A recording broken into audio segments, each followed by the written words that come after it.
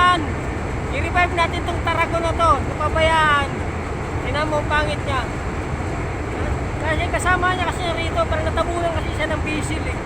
Kaya, ang pangit ang tubo niya, daming patay na lang. I-revive natin, napatay ito mag-revive nito.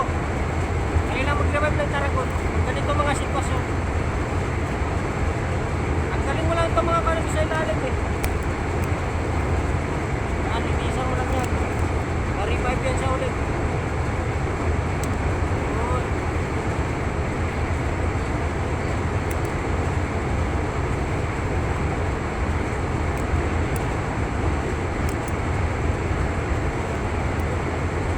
Panibago namang sangayan tutubo dito sa kanya. Panibago. Revive yan siya. Tarragon na to. Tarragon Herbs. Oh, kabila naman.